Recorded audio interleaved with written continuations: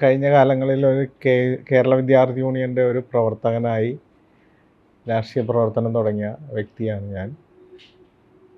Youth കോൺഗ്രസ്സിലൂടെ Kerala വിദ്യാർത്ഥി യൂണിയൻ്റെ ജില്ലാ ഭാരവാഹിയായി, യൂത്ത് കോൺഗ്രസിൻ്റെ ജില്ലാ ഭാരവാഹിയായി, സംസ്ഥാന കമ്മിറ്റി അംഗമായി, സംസ്ഥാന സെക്രട്ടറിയായി, നാഷണൽ കോർഡിനേറ്ററായി, 2 തവണ കൗൺസിലറാകാൻ സാധിച്ചു. 2ാം തവണ കൗൺസിലറായപ്പോൾ കൊച്ചി നഗരത്തിൻ്റെ ഡെപ്യൂട്ടി മേയറായി പ്രവർത്തിക്കാനും സാധിച്ചു. അതിനിടയിൽ ഒരു തവണ വൈപ്പിനിൽ അസംബ്ലിയിലേക്ക് മത്സരിക്കാനുള്ള അവസരം പാർട്ടി തന്നു. ഇപ്പോൾ വീണ്ടും തൃപ്പൂണിത്തുറയിലാണ് മത്സരിക്കാൻ പറഞ്ഞത്. വൈപ്പിനിലെ മത്സരത്തിന് ശേഷം കൊച്ചി നഗരസഭയുടെ അംഗമായി മത്സരിക്കാനാണ് പിന്നീട് എന്നോട് പറഞ്ഞത്. ഞാൻ പാർട്ടി പറഞ്ഞ ഉത്തരവാദിത്തം ഏറ്റെടുത്തു. വലിയ ഭൂരിപക്ഷത്തിൽ ജയിക്കാൻ സാധിച്ചു കൗൺസിലറായി. അതിനുശേഷം ഡെപ്യൂട്ടി മേയർ എന്നുള്ള ചുമതല, കൊച്ചി നഗരത്തിൻ്റെ ചുമതല ഏറ്റെടുത്തു. ഡെപ്യൂട്ടി മേയർ കാലാവധി വളരെ കുറഞ്ഞ കാലാവധിയായിരുന്നെങ്കിലും കൊച്ചി നഗരസഭയുടെ ഈ കൗൺസിലിൻ്റെ ആദ്യ ബഡ്ജറ്റ് അവതരിപ്പിക്കാൻ കിട്ടിയ അവസരമാണ് ഏറ്റവും കൃത്യമായി പ്രയോജനപ്പെടുത്താൻ സാധിച്ചത്. കൊച്ചി നഗരത്തിൽ ഞങ്ങൾ അധികാരത്തിൽ വന്നപ്പോൾ, UDF അധികാരത്തിൽ വന്നപ്പോൾ മേയറും ഡെപ്യൂട്ടി മേയറും എല്ലാം തന്നെ ജനങ്ങളോട് പറഞ്ഞത്, ഞങ്ങൾ ജനങ്ങളിൽ നിന്ന് കേട്ടുകൊണ്ട് ബഡ്ജറ്റ് തയ്യാറാക്കാനും ജനങ്ങൾക്ക് ആവശ്യമുള്ള കാര്യങ്ങൾ ചെയ്യുന്നതിനും അതോടൊപ്പം കൊച്ചി നഗരത്തിൻ്റെ വികസനത്തിന് കേവലം ഒരു വർഷത്തേക്കല്ല ബഡ്ജറ്റ് ഉദ്ദേശിച്ചത്. ആ ബഡ്ജറ്റിൽ ഞങ്ങൾ മുന്നോട്ട് വെച്ചത് ആദ്യം ഒരു വർഷത്തിൽ തീർക്കുന്ന പ്രോജക്റ്റുകൾ, അതിന് ശേഷം 5 വർഷം കൊണ്ട് തീർക്കാവുന്ന പ്രോജക്റ്റുകൾ, അതോടൊപ്പം തന്നെ 25 വർഷങ്ങൾ മുന്നിൽ കണ്ടുകൊണ്ടുള്ള ബഡ്ജറ്റാണ് അവതരിപ്പിക്കാൻ സാധിച്ചത്. തീർച്ചയായും ജനങ്ങളെ കേൾക്കുക എന്നുള്ളതാണ് ഞങ്ങൾ ആദ്യമേ അധികാരത്തിൽ വന്നപ്പോൾ മുന്നോട്ട് വെച്ച ആശയം. വിവിധങ്ങളായ സംഘടനകളെയും അതോടൊപ്പം വ്യക്തികളെയും, പ്രധാനപ്പെട്ട വ്യക്തികളിൽ നിന്നുമൊക്കെ ഉപദേശങ്ങൾ സ്വീകരിച്ചും നിർദ്ദേശങ്ങൾ സ്വീകരിച്ചുമൊക്കെയാണ് ബഡ്ജറ്റ് തയ്യാറാക്കിയത്. ആ ബഡ്ജറ്റിന് വലിയ പ്രശംസ ലഭിച്ചു എന്ന് തന്നെയാണ്. പിന്നെ കൊച്ചി നഗരസഭ ചരിത്രത്തിലെ ഏറ്റവും വലിയ ബഡ്ജറ്റ് പ്രസംഗമാണ്. 2 മണിക്കൂർ 46 മിനിറ്റ് കൊണ്ടാണ് ബഡ്ജറ്റ് അവതരിപ്പിച്ചത്. നല്ല അനുഭവമായിരുന്നു. മികച്ച പിന്തുണ കോർപ്പറേഷനിൽ മേയറുടെ ഭാഗത്തു നിന്നും, കമ്മിറ്റി അംഗങ്ങളുടെ ഭാഗത്തു നിന്നും, കമ്മിറ്റി ചെയർമാൻമാരുടെ ഭാഗത്തു നിന്നുമൊക്കെ ലഭിച്ചു. തൃപ്പൂണിത്തുറയുമായി ബന്ധപ്പെട്ട് പറയുമ്പോൾ, തൃപ്പൂണിത്തുറയിൽ കൊച്ചിൻ കോർപ്പറേഷൻ്റെ ഇടക്കൊച്ചി പള്ളുരുത്തി മേഖലയിലുള്ള കോർപ്പറേഷൻ ഡിവിഷനുകളാണ് തൃപ്പൂണിത്തുറ നിയോജകമണ്ഡലത്തിൽ കോർപ്പറേഷൻ്റെ ഭാഗമായി വരുന്നത്. അവിടെയെല്ലാം വലിയ പ്രോജക്റ്റുകൾ, 40 അടി റോഡിനുൾപ്പെടെ ഫണ്ട് വലിക്കുന്നതിനും അതോടൊപ്പം ഇപ്പോൾ പുതിയ ഗവൺമെൻറ് വന്നതിന് ശേഷം വയോജനങ്ങൾക്കായി ഒരു വകുപ്പ് തന്നെ കൊണ്ടുവരുമെന്ന് പറഞ്ഞതാണ് മുഖ്യമന്ത്രിയുടെ പ്രഖ്യാപനം. ഞങ്ങളുടെ കൊച്ചി നഗരത്തിൻ്റെ ബഡ്ജറ്റിൽ തന്നെ അന്ന് ഇതിനെ മുന്നിൽ കണ്ടുകൊണ്ട് ഇന്ദിരാ ക്യാൻറ്റീൻ ആദ്യമായി കേരളത്തിൽ നടപ്പാക്കിയത് കൊച്ചി നഗരസഭയുടെ ബഡ്ജറ്റ് പ്രപ്പോസലായി ആണ് ഞങ്ങൾ നടപ്പാക്കിയത്. എലക്ഷൻ ഡിക്ലെയർ ചെയ്യുന്നതിൻ്റെ തലേദിവസം ഇന്ദിരാ ക്യാൻറ്റീൻ ഉദ്ഘാടനം ചെയ്യാൻ സാധിച്ചു. കൊച്ചി നഗരത്തിൻ്റെ ബഡ്ജറ്റിൽ തന്നെ പറഞ്ഞതാണ്, വയോജനങ്ങൾക്ക് വേണ്ടി പ്രത്യേകം വയോജനങ്ങൾക്ക് സൗഹൃദമായി ഉള്ള നിരവധി പദ്ധതികൾ കൊച്ചി നഗരത്തിൻ്റെ ബഡ്ജറ്റിൽ ഞാൻ കൊണ്ടുവന്നതാണ്.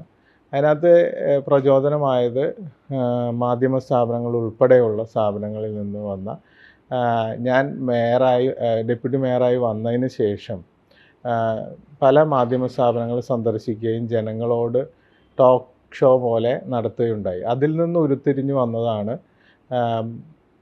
കൊച്ചി നഗരത്തിൽ, അതുപോലെ നമ്മുടെ കേരളത്തിലും എറണാകുളത്തും ഒക്കെ പാരൻസ് ആയിട്ടുള്ള ആളുകൾ ഒറ്റപ്പെട്ട് നിൽക്കുന്ന സാഹചര്യമുണ്ട്. പ്രത്യേകിച്ച് വിദ്യാർത്ഥികളായി തന്നെ കുട്ടികൾ പുറം രാജ്യങ്ങളിലേക്ക് പഠിക്കാൻ പോകുന്നതും അതോടൊപ്പം ജോലി തേടി പോകുന്നതും, കേരളത്തിൽ ജോലി സാധ്യത കുറയുന്നു എന്നുള്ളത് ഒരു യാഥാർത്ഥ്യമുണ്ടായിരുന്നു. അപ്പോൾ വയോജനങ്ങൾ മാതാപിതാക്കളിലൂടെ ഒറ്റപ്പെടുന്ന ഒരു സാഹചര്യമുണ്ടായി. അപ്പോൾ അവർക്ക് സഹായകരമാവുന്ന രീതിയിൽ എന്തെല്ലാം ആവിഷ്കരിക്കാൻ സാധിക്കും എന്നുള്ളതാണ് ചിന്തയിലേക്ക് വന്നത്. ചോദ്യങ്ങൾ നിരവധി ഉണ്ടായിരുന്നു. അപ്പോൾ ബഡ്ജറ്റിൽ തന്നെ വയോജന സൗഹൃദമായ അന്തരീക്ഷം സൃഷ്ടിക്കാൻ ഇപ്പോൾ ലോകത്ത് തന്നെ നഗരങ്ങളിൽ നഗരത്തിൻ്റെ ഇൻഡെക്സ് എടുക്കുമ്പോൾ ഹാപ്പിയസ്റ്റ് നഗരങ്ങളിൽ താമസിക്കാനാണ് ആളുകൾ ഇഷ്ടപ്പെടുന്നത്. ഹാപ്പിനെസ്സിൻ്റെ ഇൻഡെക്സ് ഉയർന്നു വരണം എന്ന് കണ്ടുകൊണ്ടാണ് വയോജനങ്ങൾ ഉൾപ്പെടെയുള്ള ആളുകൾക്ക് സന്തോഷകരമായി ജീവിക്കാൻ സാഹചര്യം ഉണ്ടാക്കുക എന്ന ലക്ഷ്യത്തോടു കൂടി തന്നെ കൊച്ചി നഗരസഭയുടെ ബഡ്ജറ്റിൽ അത് ഉൾപ്പെടുത്താൻ ഞങ്ങൾക്ക് സാധിച്ചത് എന്നുള്ളത് ഏറ്റവും സന്തോഷം നൽകുന്ന ഒന്നാണ്. അതോടൊപ്പം 50 രൂപയുണ്ടെങ്കിൽ 3 നേരത്തെ ഭക്ഷണം കൊച്ചി നഗരത്തിലെത്തുന്ന ഏതൊരാൾക്കും കഴിക്കാനുള്ള സാഹചര്യം ഇന്ന് നിലവിൽ കൊച്ചി നഗരത്തിലുണ്ട്. അതിന് സാഹചര്യമുണ്ടായത് ഇന്ദിരാ ക്യാൻറ്റീനിലൂടെയാണ് അത് നടപ്പാക്കാൻ സാധിച്ചത്. 10 രൂപയ്ക്ക് രാവിലെ 4 ഇഡ്ഡലി, സാമ്പാർ, ചട്നി ഉൾപ്പെടെയും അതോടൊപ്പം തന്നെ 30 രൂപയ്ക്ക് ഉച്ച ഭക്ഷണം, കഞ്ഞിയുണ്ട്, പൊതിച്ചോറുമായിട്ട്, അങ്ങനെ ഏത് ഓപ്ഷൻ വേണമെങ്കിലും എടുക്കാം. അത് 30 രൂപയ്ക്ക്. വൈകിട്ട് 3 ചപ്പാത്തിയും വെജിറ്റബിൾ കറിയും ഉൾപ്പെടെ അത്താഴം 10 രൂപയ്ക്ക് ലഭ്യമാകുന്ന ഒരു 50 രൂപയുണ്ടെങ്കിൽ 3 നേരത്തെ ഭക്ഷണം ഇന്ന് കൊച്ചി നഗരത്തിലെത്തുന്ന ഏതൊരു വ്യക്തിക്കും കഴിക്കാൻ ഉള്ള സാഹചര്യമുണ്ട്. അത് ഇന്ദിരാ ക്യാൻറ്റീൻ എന്ന കോൺഗ്രസിൻ്റെയും UDFൻ്റെയും നയപ്രഖ്യാപനം വരുന്നതിന് മുന്നും തന്നെ ഞങ്ങൾ കൊച്ചി നഗരസഭ യാഥാർത്ഥ്യമാക്കിയതാണ്. തീർച്ചയായും നിരവധിയായ പദ്ധതികൾ നടത്തിയിട്ടുണ്ട്. യേശുദാസിന് വേണ്ടി യേശുദാസിൻ്റെ ഓർമ്മകൾ നിലനിർത്തുന്നതിന് വേണ്ടി അദ്ദേഹത്തിൻ്റെ വീട് എടുക്കുന്നതുൾപ്പെടെ അതിനൊരു സ്മാരകം ഉണ്ടാക്കുന്നതുൾപ്പെടെ സെൻട്രൽ ഗവൺമെൻറ്റുമായി ചേർന്ന് ആ പദ്ധതി നടപ്പാക്കാൻ ബഡ്ജറ്റ് പ്രൊപ്പോസലുണ്ടായിരുന്നു. അതുപോലെ തന്നെ PT തോമസിനൊരു സ്മാരകം നിർമ്മിക്കുന്നതിന് കടവന്ത്രയിൽ സ്ഥലം കണ്ടെത്തി 2 കോടി രൂപ ആ സ്മാരകം യാഥാർത്ഥ്യമാക്കുന്നതിന് ബഡ്ജറ്റ് പ്രൊപ്പോസൽ തുക അനുവദിച്ചിട്ടുണ്ട്. അതുപോലെ തന്നെ കൊച്ചിയെ ഒരു ബിനാലെ സിറ്റിയാണ് കൊച്ചി. ആ ബിനാലെ നടക്കുന്നതോടൊപ്പം തന്നെ കൊച്ചിയിൽ വീണ്ടും ആർട്ടിൻ്റെയും കലാരൂപങ്ങളുടെയും ഒരു സിറ്റിയാക്കി മാറ്റുക എന്നുള്ള ലക്ഷ്യത്ത് ആ ബിനാലയെ പ്രയോജനപ്പെടുത്തുന്നതിനുമൊക്കെയായി ഒരു ആർട്ട് സിറ്റി, ആർട്ട് ക്യൂറേറ്റർ ഉൾപ്പെടെ കൊച്ചി നഗരത്തിന് ഞങ്ങൾക്ക് ഒരു വ്യക്തിയെ, ബിനാലയുടെ വ്യക്തിയെ തന്നെ ചുമതലപ്പെടുത്താൻ സാധിച്ചു. ആർട്ടിൻ്റെ ഒരു ക്യൂറേറ്ററായി ബോസ് കൃഷ്ണമാചാര്യയെ നിയമിക്കാൻ സാധിച്ചു. അതുപോലെ നിരവധിയായ വികസനത്തോടൊപ്പം തന്നെ നമ്മുടെ നഗരത്തെ ബ്രാൻഡ് ചെയ്യുന്നതിന് വേണ്ടിയുള്ള നിരവധിയായ കാര്യങ്ങൾ ചെയ്യാൻ സാധിച്ചു എന്നുള്ളത് ചാരിതാർത്ഥ്യം നൽകുന്ന ഒന്നാണ്. തൃപ്പൂണിത്തുറയെ സംബന്ധിച്ചിടത്തോളം എനിക്ക് തൃപ്പൂണിത്തുറയിലേക്ക് വരുമ്പോൾ നല്ല കോൺഫിഡൻസോടുകൂടി വരാൻ സാധിച്ചതെന്നുള്ളത് ഈ നഗരസഭയിലെ കൗൺസിലറായ പ്രവർത്തനങ്ങളും ഡെപ്യൂട്ടി മേയറായി ചുമതല വഹിച്ചപ്പോഴുള്ള പ്രോജക്റ്റുകൾ നടപ്പാക്കാൻ സാധിച്ചു എന്നുള്ള ആത്മവിശ്വാസത്തോടു കൂടി തന്നെയാണ് തൃപ്പൂണിത്തുറയിലെത്തിയത്. തൃപ്പൂണിത്തുറയിൽ കാലങ്ങളായി എൻ്റെ അമ്മ വീട് പള്ളുരുത്തിയാണ്. പള്ളുരുത്തി സ്കൂളിൽ NSS സ്കൂളിലാണ് ഞാൻ 3ാം ക്ലാസ് വരെ പഠിച്ചത്. എൻ്റെ ഗ്രാൻഡ് ഫാദർ SDPO സ്കൂളിലെ അധ്യാപകനായിരുന്നു. അമ്മ NSS സ്കൂളിലെ അധ്യാപികയായിരുന്നു. പള്ളുരുത്തിയുമായി വളരെ അടുത്ത ബന്ധമുണ്ട് തൃപ്പൂണിത്തുറ നിയോജകമണ്ഡലത്തിൽ. പിന്നെ KSU കാലം, യൂത്ത് കോൺഗ്രസ് കാലത്തിലുമൊക്കെ പ്രവർത്തിച്ച നിരവധിയായ ബന്ധങ്ങൾ ഉള്ള സ്ഥലമാണ് തൃപ്പൂണിത്തുറ. പ്രത്യേകിച്ച് അവിടുത്തെ മുൻ MLA ആയിരുന്ന K. ബാബുവുമായുള്ള നല്ല അടുപ്പമുണ്ടായിരുന്നു.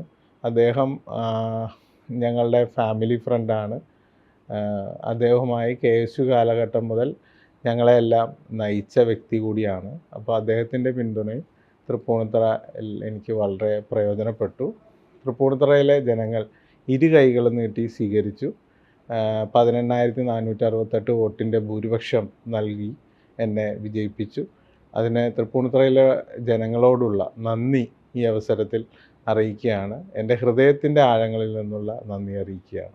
തൃപ്പൂണിത്തുറയിൽ ഞാൻ വന്നപ്പോൾ തന്നെ പറഞ്ഞതാണ്, തൃപ്പൂണിത്തുറയിലെ ജനങ്ങളെ കേട്ടുകൊണ്ട്, എല്ലാവരുമായി സംസാരിച്ചുകൊണ്ട്, പ്രധാനപ്പെട്ട വ്യക്തികളുമായി സംസാരിച്ചുകൊണ്ട് തൃപ്പൂണിത്തുറയിലെ വികസനങ്ങൾ, തൃപ്പൂണിത്തുറ തീർച്ചയായും ഒരു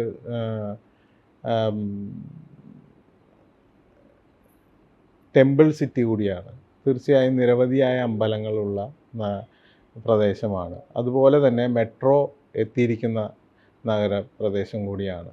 അപ്പോൾ ഈ പൈതൃകത്തെ നിലനിർത്തിക്കൊണ്ട് വികസനം നടത്തുക എന്നുള്ളത് ഒരു ഈ കാലഘട്ടത്തിൻ്റെ ആവശ്യം കൂടിയാണ്. തീർച്ചയായും ടൂറിസം രംഗത്തുമൊക്കെ വളരെ പ്രാധാന്യമുള്ള സ്ഥലമാണ്. നമുക്ക് ടൂറിസത്തെ പ്രയോജനപ്പെടുത്തിക്കൊണ്ട് നമ്മുടെ മുഖ്യമന്ത്രി പറഞ്ഞതുപോലെ ടൂറിസത്തിനും പ്രാധാന്യം നൽകേണ്ട കാലഘട്ടമാണ്. കേരളം ഒരു ബ്രാൻഡായി മാറ്റിക്കൊണ്ട് തീർച്ചയായും ടൂറിസം ഉൾപ്പെടെയുള്ള ടെമ്പിൾ സിറ്റിയായ നമ്മുടെ തൃപ്പൂണിത്തുറയെ പരമാവധി പ്രയോജനപ്പെടുത്തിക്കൊണ്ട് പൈതൃകം നിലനിർത്തിക്കൊണ്ട് തന്നെ വികസനം വരുന്ന സാഹചര്യം ഉണ്ടാകണം. നമുക്ക് വികസനം